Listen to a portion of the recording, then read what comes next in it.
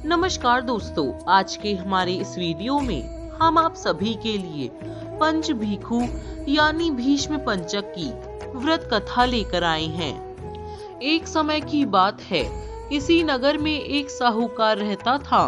उसके एक बेटा व बहू थे। बहू कार्तिक माह में रोज सवेरे उठकर गंगा स्नान के लिए जाती थी। सुबह जल्दी जाते समय वह किसी भी पराये पुरुष का मुंह नहीं देखती थी। एक राजा का बेटा भी सुबह सवेरे गंगा स्नान के लिए जाता था।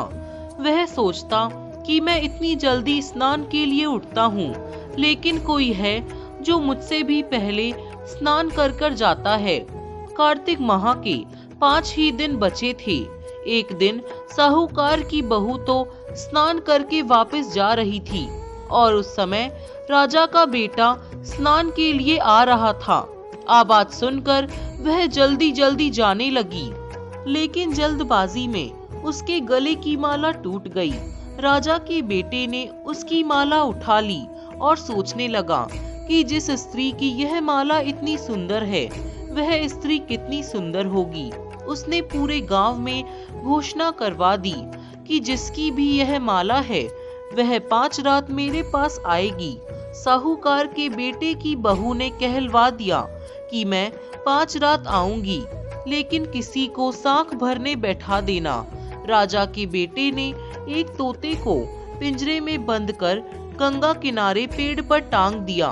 बहू सुबह के समय आई, पहली पैड़ी पर पैर रखा और बोली, हे पंच भिखु देवता, ऐसी कृपा करना कि राजा के बेटे को नींद आ जाए। ऐसा कहते ही राजा के बेटे को नींद आ गई। बहू कार्तिक स्नान कर जाने लगी तो तोते से बोली, सुबह सुबह तेरे गल डालूंगी मोतियों का हार। मैं पतिव्रता नार, मेरे सत की लाज रखियो, भरियो मेरी साख। सुबह ने कहा, ठीक है, मैं तेरी साख भरूंगा। वह तो कहकर चली गई। राजकुमार उठा और सुबह से पूछा। सुबह सुबह वह आई थी। सुबह ने हाँ भर ली।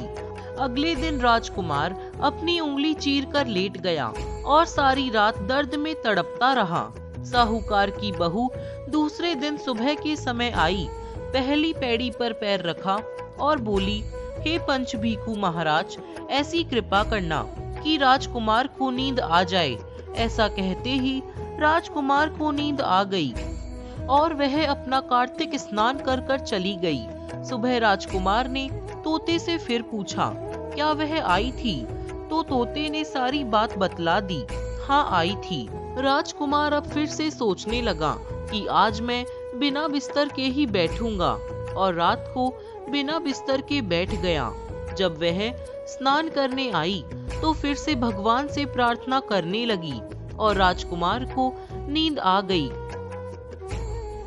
अगले दिन राजकुमार फिर से सोच में पड़ गया और सोचने लगा कि आज मैं अंगीठी जलाकर बैठूंगा, जिससे मुझे नींद नहीं आएगी। फिर वह रात को अंगीठी रखकर बैठ गया।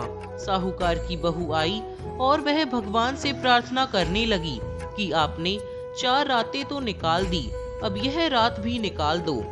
भगवान ने उसकी बात रख ली और राजकुमार को नींद आ गई। जब वह नहाकर जाने लगी तो तोते से बोली कि इस पापी को कह देना कि 5 रातें पूरी हो चुकी है, वह मेरी मोतियों की माला मेरे घर भिजवा दे। सुबह राजकुमार की आंख खुली तो उसने तोते से पूछा कि क्या वह आई थी? तो तोते ने कहा, हाँ, वह आई थी और उसने अपनी माला मंगवाई है। यह सुन राजकुमार सोचने लगा कि वह तो सच्ची थी। तभी तो भगवान ने भी उसकी लाज रखी। कुछ समय के बाद राजकुमार को कोढ़ हो गया। राजा ने ब्राह्मण को बुलाकर पूछा कि मेरे बेटे का शरीर क्यों जल रहा है। ब्राह्मण ने विस्तार से सारी बात राजा को बताई कि इसने क्या किया था। ब्राह्मण ने कहा कि इसने पतिव्रता स्त्री पर बुरी नजर डाली, इसलिए यह इस रोग से पीड़ित हुआ है। राजा ने इसके ठीक होने का उपाय पूछा तो ब्राह्मण ने कहा कि यह उस साहूकार की बहू को धर्म की बहन बना ले और रोज उसके नहाए हुए जल से स्नान करे, तब यह ठीक हो सकता है। राजा साहूकार की बहू की माला लेकर उसके घर गया और बोला कि यह माला आपकी पुत्र वधू की है, इसे ले और आपकी बहू के नहाए हुए जल से मेरे बेटे को नहला दे। साहूकार बोला कि वह तो किसी पराये पुरुष का मुंह तक नहीं देखती, आप इसे इस नाली पर बैठा दीजिए। जब वह ऊपर नहाएगी तब नीचे इस नाली के पानी से आपका पुत्र नहा लेगा। राजकुमार ने ऐसा ही किया और कुछ समय बाद उसका शरीर चंदन सा हो गया।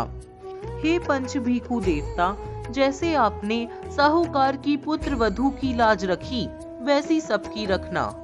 तो दोस्तों, कैसी लगी आपको हमारी यह कहानी? हमें कमेंट बॉक्स में लिखकर जरूर बताइएगा। जय श्री हरि विष्णु।